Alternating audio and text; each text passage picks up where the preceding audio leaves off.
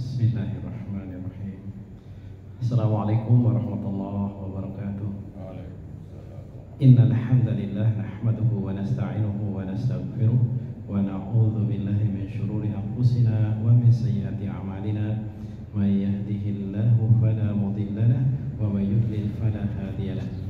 Wa asyhadu an la ilaha illallah wahdahu la syarika lahu wa asyhadu anna Muhammadan 'abduhu wa rasuluh. Allahumma 'allimna ma yanfa'una wanfa'na bima 'allamtana warzuqna 'ilman tanfa'una bihi. Allahumma aslih lana sha'nana kullahu la ilaha illa anta. Allahumma rzuqna al-ikhlas fil qawli wal 'amal. Allahumma rabbana ighfir lana wa liwalidayna wa walidayhim wa limashayikhina wa liazwajina wa dzurriyyatina wa lil muslimina wal muslimat innaka antal ghafurur rahim. Jamaah Masjid Ikhlas yang dirahmati Allah, alhamdulillah pada malam hari ini kita lanjutkan, kita mentelaah bersama, kita membaca, mengambil faedah dari kitab Tawdihul Ahkam min Bulughil Maram. Ya, secara mudahnya penjelasan yang gamblang tentang hukum-hukum dari masalah-masalah dalam agama ini yang diambil dari kitab Bulughul Maram. Ya, pada pertemuan sebelumnya kita telah membaca mentelaah bersama, yaitu hadis yang ke-54, yaitu An Ali radhiyallahu anhu annahu qala law kana ad-dinu bir-ra'yi lakana asfalul khuffi aula bil masi min a'lahu wa qad ra'aitu Rasulullah sallallahu alaihi wasallam yamsahu ala dhahiri khuffaihi akhrajahu Abu Dawud bi isnadin hasanin. Dari sahabat Ali radhiyallahu anhu, semoga Allah meridhoinya, dia berkata, ya, hadisnya ini tentunya adalah hadis yang hukumnya marfu. Jadi beliau katakan, "Lau kana ad-dinu bir-ra'yi lakana asfalul khuffi aula bil masi min a'lahu." Seandainya agama ini berdasarkan akal, ya, maka sungguh bagian bawah dari sepatu bot lebih aula, lebih utama untuk dibasuh daripada bagian atasnya. Sungguh, katanya sahabat Ali, sungguh aku telah melihat Rasulullah SAW membasuh punggung dari kedua sepatu botnya atau khufnya. Nah, sampai pada khilafnya para ulama tentang itu, yaitu tentang bagaimanakah apakah yang dibasuh itu seluruh punggung dari khuf itu atau tidak. Ya, jadi apakah seluruhnya? Jadi warrajih, katanya muallif ini, qala al-muallif rahimahullah taala, warrajih annal masha yakunu ala aksarihi. Jadi yang dibasuh itu pada sebagian besar dari punggung khuf itu. Ya, karena dalam hadis itu dikatakan, dilihat oleh sahabat tadi, wali anal masha alaihima la bihima. Jadi di atas kedua punggung khuf, bukan pada seluruh daripada punggung khuf tersebut. Kemudian juga para ulama berselisih pendapat apakah membasuhnya itu yumsahani kan udunaini ma'an hati, yakni apakah membasuh kedua khuf itu, punggung khuf itu, bagian atas khuf itu, apakah dibasuh bersamaan atau kita mendahulukan yang kanan, ya, yaitu di sini beliau Syekh di sini merojihkannya, warrojih yang pendapatnya Syekh ini, yaitu Syekh Abdullah bin Abdurrahman Al-Bassam. Beliau mengatakan, menjelaskan hadis ini, khilaf ulama ini, warrojih takdimul yumna, yang rojih itu adalah kita mendahulukan yang kanan. Karena apa? Lianna wadzalika lianna rijlaini mustaqillatani wa laysata kal udhunaini tabi'ataini lirra'si wa lianna mashahuma far'u ghuslihima. Yani, alasan beliau atau bahasanya didahulukan yang kanan itu adalah karena beliau katakan hal yang demikian itu karena memang kedua kaki ini adalah anggota wudhu yang terpisah tersendiri. Yani terpisah. Jadi kan misalnya ya wajah, ya terus kalau kepala kan langsung masuk dengan bagian kuping. Nah, kalau tangan ya terpisah, ya kaki juga terpisah. Jadi Karena dia adalah li'anna rijlaini mustaqillatan, jadi anggota wudhu yang terpisah. Tidak seperti kedua telinga ini yang dibasuh bersama. Jadi setelah basuh kepala yang satu itu, kemudian kedua telinga dibasuh bersama juga. Ya, karena dia adalah mengikuti kepala itu. Sedangkan membasuh kedua kaki itu ya adalah cabang daripada mencucinya. Nah, jadi seperti itu. Al-muhim sini ada jelaskan di bawah bahwasanya di sini fayusanu ayyumsaha bi asabi'i yadihi ala zuhuri qadamaihi al-yumna bil yumna wal yusra bil yusra.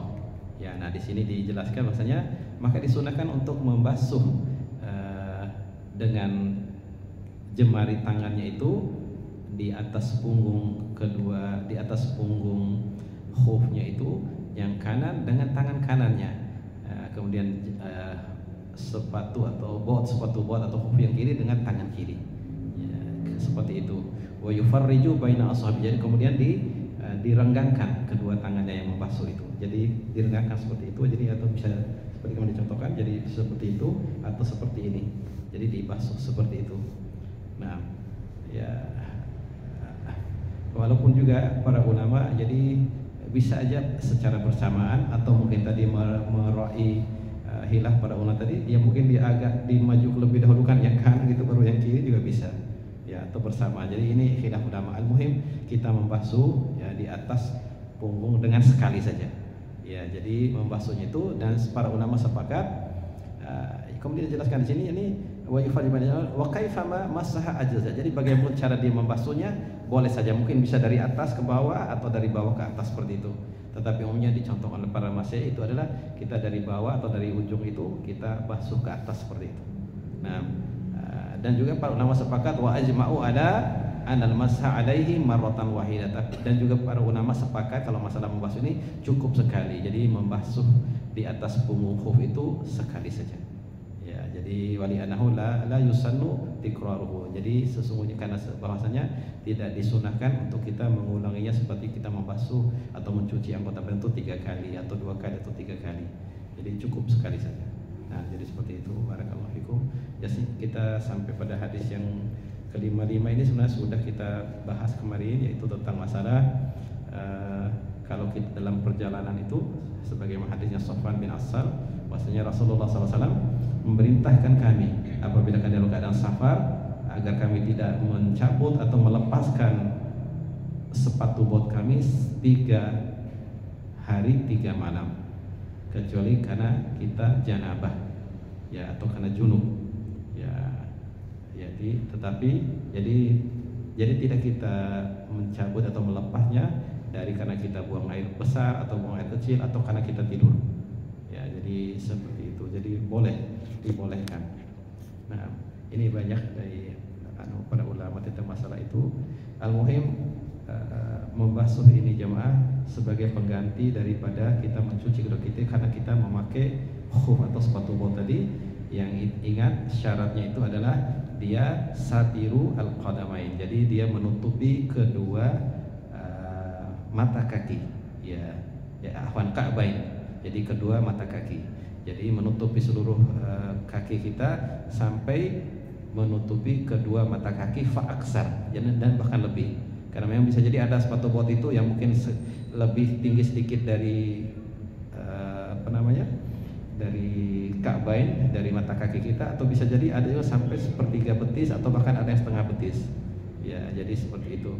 Jadi macam dibuat sama manusia, orang zaman sekarang itu. Apalagi kalau kaos kaki tentunya akan lebih tinggi lagi. Ya, jadi seperti itu. Nah, ya kita di sini banyak khilaf ulama, tapi insya Allah ada ya beberapa yang disepakati seperti misalnya memasuk itu tadi, apakah misalnya ulama khilaf apakah mana yang masalah kalau sudah memakai ini dibawakan khilafnya para ulama mazhab tentunya itu wadhahab alimatu as-salasa fiha, yani fi mastaqarrat alaihi madzhabum akhiran ila jawazil masih alaihi. Jadi para ulama kalau kita sudah pakai sepatu itu, bot itu, apakah kita lepas atau tidak untuk kita basuh? Ada yang bilang lebih afdal membasuhnya, ada yang bilang lebih afdal mencucinya. Ya, akhirnya terakhir. Jadi pada ulama itu yang berselisih paham ini hanya kembali akhirnya kepada bolehnya membasuh di atasnya itu, jadi di atas sepatu bot itu tadi ya, jadi seperti itu. Masih juga ada berpendapat para ulama berpisah, jadi apakah dicuci atau dibasuh dan sebagainya. Ya kalau Imam Syafi'i katakan mencuci lebih utama ya, jadi dengan syarat kalau Imam Asy-Syafi'i atau Imam Ahmad, para ulama bermadzhab Syafi'i katakan dengan syarat bahasanya tidak kita tinggalkan membasuh itu karena kita ya raghbatan fis sunnah, jadi karena kita tidak menyukai sunnah ini ya, jadi seperti itu. Adapun Imam Hambali, jadi bermadzhab Imam Ahmad bin Hambali ya, bahasanya membasuh itu lebih utama dari kita mencucinya. Al-muhim ihlah para ulama, yang jelas ini ada sunnahnya. Bahkan tadi kalau kita kembali pada hadis itu bahasanya Rasulullah menyuruh. Jadi dari hadis ini bahasanya karena Nabi sallallahu alaihi wasallam ya'muruna idza kunna safran alla nanzi'a khifafana salasata ayamin wa layalihin. Nah, jadi seperti itu jemaah. Ya, sudah kita jelaskan juga hadis pertemuan sebelumnya tentang bahwasanya kalau kita lagi mukim sehari semalam atau 1 kali 24 jam ya, adapun kalau lagi musafir itu 3 kali 24 jam. Ya, misalnya subuh seperti kita sampaikan kemarin, subuh itu tanggal 1, misalnya kalau kita hitung pakai tanggal, terus subuh tanggal 2 itu baru sehari semalam. Terus subuh tanggal 3. Ya, jadi terus sampai subuh tanggal keempat baru kita wajib untuk melepasnya, untuk kita berwudu, untuk mencuci kedua kaki kita. Ada juga para ulama berselisih pendapat tentang masalah.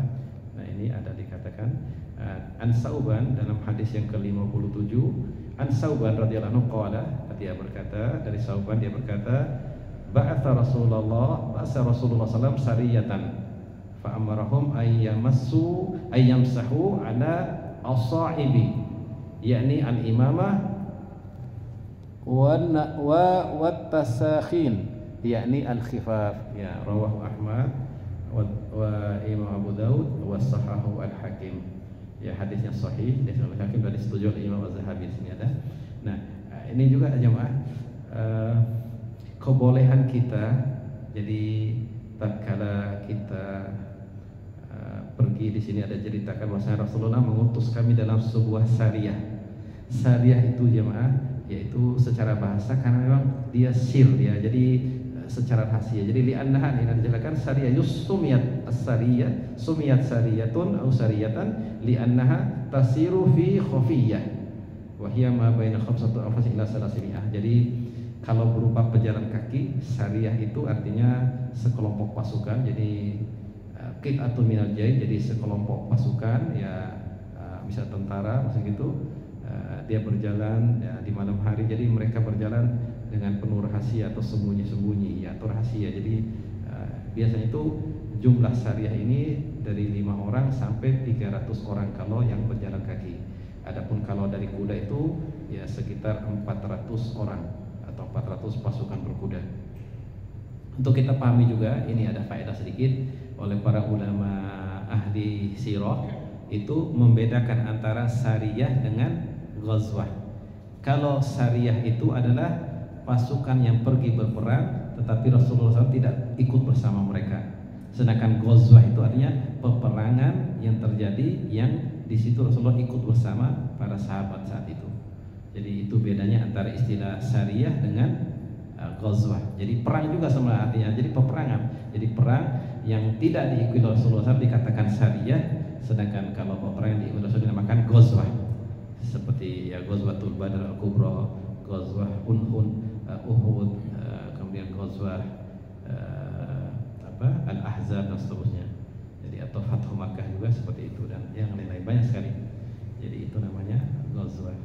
Nah, di sini dalam hadis ini tatkala Rasulullah mengutus sepasukan tentara, Rasulullah mengingatkan atau memerintahkan mereka untuk membasuh di atas amaim ya. Jadi atau asoib di sini istilahkan. Jadi dulu para sahabat itu memakai ya imamah seperti ini. Jadi memakai itu mereka lipat itu ya, sudah kita lihat dalam ya mungkin di medsos dan sebagainya bagaimana orang membuat itu, kemudian ada mungkin pakai topi dan sebagainya, ya topi besi dan seterusnya, ya, atau topi besi kemudian didirikan imamah. Jadi boleh membasuh di atas imamah itu, jadi tidak harus dibuka, ya jadi seperti itu.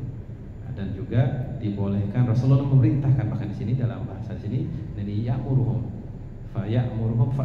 fa'amarahum ayyamsahu ala al-asa'ib, ya, wattasakhin artinya di sini adalah khifaf. Jadi Rasulullah memerintahkan pasukannya ini, ya seluruh anggota pasukan tentunya untuk mengusap, kalau berwudu itu untuk mengusap di atas imamah mereka. Jadi tidak harus dibuka, karena mungkin akan menyulitkan dan seterusnya. Al-muhim secara umum seperti dalam bahasa ayat itu, yuridullahu bikumul yusra wa la yuridukumul usra.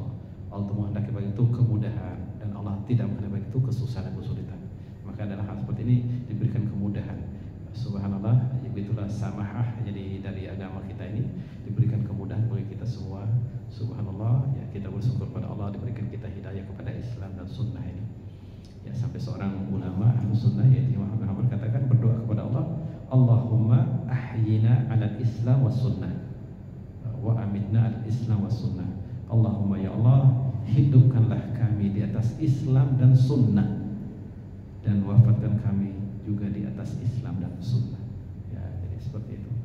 Nah kemudian di sini dijelaskan masalah, jadi ulama juga khilaf tentang masalah apakah boleh kita membasuh di atas sepatu khuf yang sudah robek atau sedikit terbuka atau robek atau bolong dan sebagainya. Jadi terakhir para ulama semua hanya sepakat membolehkan untuk diusap, walaupun itu karena memang pada umumnya lihat para sahabat dulu, ya orang-orang yang zuhud, ya di sini ada dikatakan, jadi tidak terlalu peduli dengan urusan di dunia, dalam artian ya berpakaian tentunya pakaian tetap menutupi aurat dan sebagainya, atau pakai tadi tidak harus selalu beli yang baru dan sebagainya, karena umumnya para sahabat dahulu itu tidak selamat dari sepatu bot mereka itu, khuf mereka itu ada yang terbuka, ada yang robek lah, atau yang bolong dan sebagainya. Maka tetap dikatakan secara mutlak bahasanya Rasulullah menjelaskan, jadi diperintahkan untuk membasuh di atas punggung sepatu botnya. Nah, kita sampai kepada hadis yang berikutnya, itu hadis yang ke-58. An Umar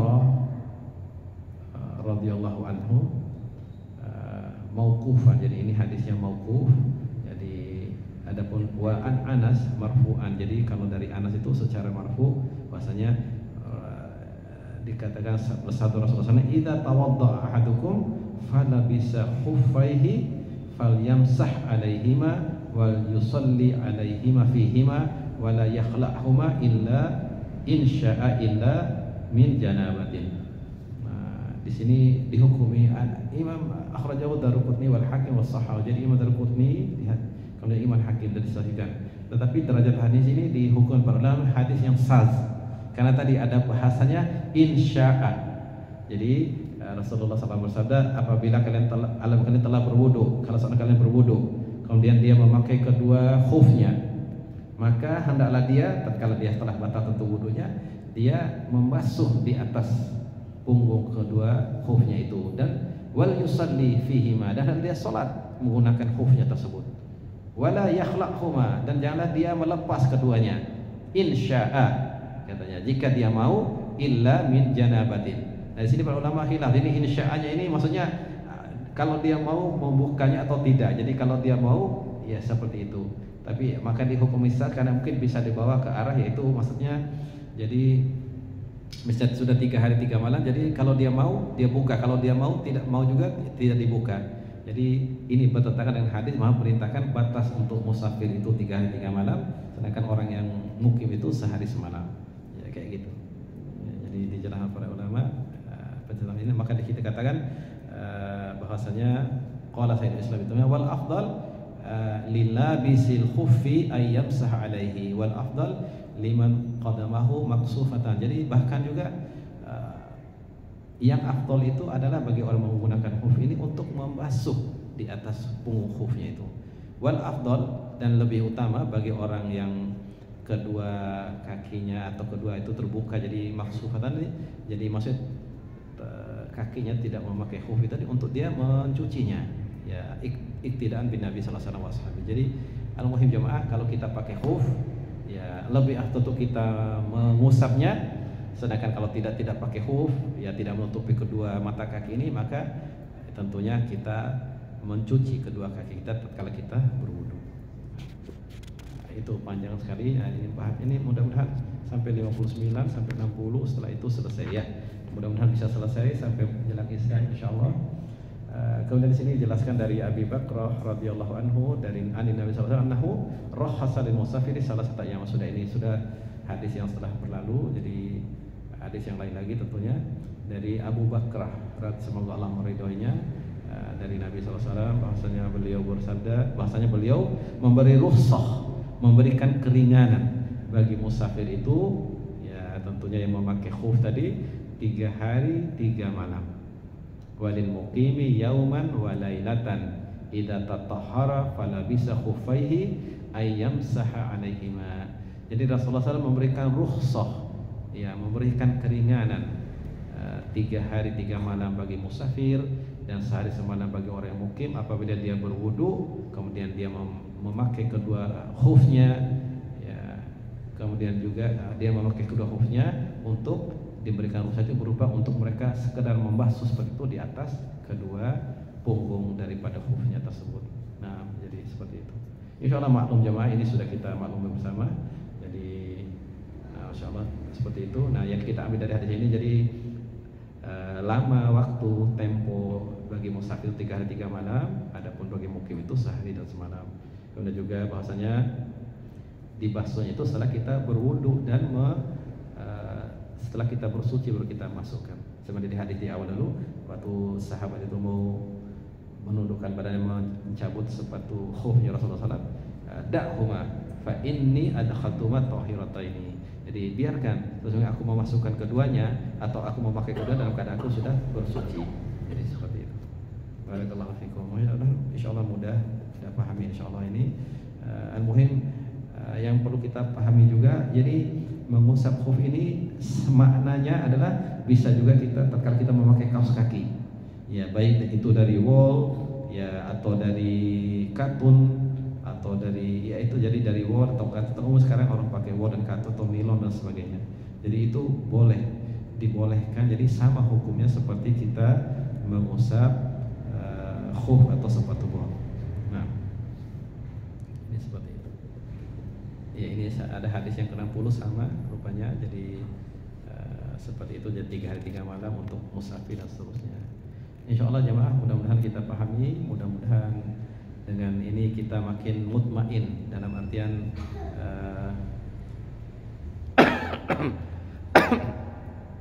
karena ini sunnah yang disebutkan dalam kitab ini, di antaranya yang pernah Anda baca dalam kitab yang lain itu, karena memang orang-orang Syiah itu mereka mengingkari kebolehan untuk mengusap khuf ini. Jadi mereka mengingkari kebolehannya. Ya, jadi itu pentingnya kita pahami ini, bahwasanya itu kita harus pahami bahwasanya ini adalah sunnah Rasulullah SAW yang sabitah berdasarkan hadis-hadis Rasulullah SAW yang sahih tentunya. Nah, mudah-mudahan sedikit ini bermanfaat buat Anda dan antum semua. Ya, kalau mungkin ada yang mau bertanya, tafadhalu ya terkait tentang ini tentunya. Insyaallah pada pertemuan berikutnya atau 2 pekan lagi, karena kita bergantian, pekan malam 1 Jumat malam 1 pekan depan itu kita membaca tafsir juz amma oleh Syekh Utsaimin. Kemudian baru pekan berikutnya kita kembali membaca kitab Bulughul Maram ini. Insyaallah pada 2 pekan berikut lagi kita akan sama-sama mengambil faedah dari bab nawaqidul wudu, yaitu hal-hal yang membatalkan wudu, tentang masalah, terutama nanti banyak hilaf ulama itu tentang masalah perselisihan ulama tentang masalah tidur nantinya. Ya, kita sudah maklum lah masalah al-kharij minas sabilain itu yang keluar dari 2 jalan, yaitu jalan depan dan jalan belakang, maksudnya kubur dan dubur. Ya, dan juga nanti yang terakhir adalah tentang masalah tidur nanti. Ya, apakah tidur yang sedikit Ya, maksudnya walaupun kita bersandar gitu, apakah batal wudhu dan sebagainya, nanti panjang sekali pembahasannya. Tapi insya Allah nanti akan kita lihat ya banyak sekali dalil-dalil, insya Allah kita baca bersama insya Allah agar kita, maksudnya kita wasi. Jadi kita dengan ini kita akan luas pemahaman kita, akan kita ya insya Allah, maksudnya gimana ya, tidak mudah menyalahkan, tidak menyalahkan ini dan itu seterusnya. Jadi tidak menghukumi secara langsung, oh ini salah ini dan seterusnya kayak gitu. Karena kita harus meluas wawasan kita tentang masalah-masalah seperti ini, ya agar kita juga tidak langsung menghukum orang tua ini salah ini terus. Jadi ya al-muhim istilahnya ya dengan itilak kita yang banyak, seperti kita banyak membaca, kita mengkaji, jadi kita akan makin kita tasamuh, jadi kita akan bertoleransi, atau kita akan bisa memahami, oh ini ada dasarnya, ini ada tidak, seterusnya. Karena hal-hal seperti ini ada dalam masalah ya nanti sholat, apalagi terutama bana mukhtalafun fihi, jadi ada sihir ulama, dan itu kita selama itu ada dalilnya ya kita mutmain dengannya, kita amalkan gitu. Jadi tidak serta-merta kita menyalahkan, oh begini yang benar, ini begini yang benar, ini yang paling benar, seterusnya. Karena para ulama juga sejak dahulu mereka khilaf ya dalam masalah seperti ini, bahkan sebagian sahabat juga berkhilaf dalam masalah-masalah i'tiqad, masalah kaidah, jadi tentang akidah tentunya. Seperti masalah apakah apakah Rasulullah tatkala Islam itu melihat Allah dan tidak ada seterusnya. Tapi ujung akhirnya setelah dibagikan dari kisah itu bahasanya nurun anna arahu, katanya Rasulullah. Allah SWT itu diliputi dengan cahaya. Nah, bagaimanakah aku bisa melihatnya? Ya seperti itu. Allah Ta'ala a'lam bishawab. Mudah-mudahan bermanfaat buat anak dan antum semua. Ya sebagai muzakarah tentunya kita semoga dan ini sebagaimana para ulama katakan, hayatul ilmi mudzakaratuhu, hidupnya ilmu itu kita muzakarahkan, kita saling ingatkan, kita membahas ya dan seterusnya. Ya karena terkadang ada yang lewat dari kita pahami selama ini, dari hal-hal yang mungkin kelihatan sepele, ternyata ada kekeliruan kita dalam hal-hal seperti ini. Termasuk tadi seperti contoh yang awal dulu waktu kita bersama Rof ini, ya seperti pergi haji itu, jadi boleh kita memakai sepatu itu. Ya jadi yang penting tidak menutupi mata kaki. Apalagi sekarang banyak sepatu dari kain yang elastis ke atau apa itu, jadi bisa dipakai itu oleh laki-laki. Maksudnya ini khususnya laki-laki tentunya. Jadi boleh sebenarnya kita memakai itu. Ya, jadi yang penting tidak menutupi mata kaki. Jadi demikian, mudah-mudahan bisa dimaklumi bersama. Subhanakallahumma wa bihamdika asyhadu an la ilaha illa anta astaghfiruka wa atubu ilaik. Allahumma aqsim lana min khasyatika ma taqulu bihi bainana wa baina ma'siyatik, wa min ta'atika ma tuballighuna bihi jannatak, wa min al-yaqini ma tuhawwinu bihi 'alaina masa'ibad dunya. Allahumma matti'na bi asma'ina wa absarina wa quwwatina ma ahyaitana, waj'alhu al-waritha minna, waj'al sa'rana 'ala man zalamana wa ansurna 'ala man 'adana, wa la taj'al musibatana fi dinina, wa la taj'al ad-dunya akbar hammina wa la mablagha ilmina, wa la tusallit 'alaina man la yarhamuna. Allahumma inna nas'aluka minal khairi kullihi ajilihi wa ajilihi ma 'alimna minhu wa ma lam na'lam, wa na'udzu bika minasy syarri kullihi ajilihi wa ajilihi ma 'alimna minhu wa ma lam na'lam. Allahumma inna nas'aluka min khairi ma sa'alaka 'abduka wa nabiyyuka Muhammadun sallallahu alaihi wasallam, wa na'udzu bika min syarri ma 'adza minhu 'abduka wa nabiyyuka Muhammadun sallallahu alaihi wasallam. Allahumma inna nas'aluka al-jannah wa ma qarraba ilaiha min qawlin aw 'amalin, wa na'udzu bika minan nari wa ma qarraba ilaiha min qawlin aw 'amalin, wa nas'aluka an taj'ala kulla qada'in qadaytahu lana khairan. Rabbana atina fid dunya hasanah wa fil akhirati hasanah wa qina adzabannar. Wa sallallahu ala nabiyyina Muhammadin wa ala alihi washabbihi wasallam. Subhanaka rabbil izzati amma yasifun wa salamun alal mursalin walhamdulillahi rabbil alamin. Assalamualaikum warahmatullahi wabarakatuh.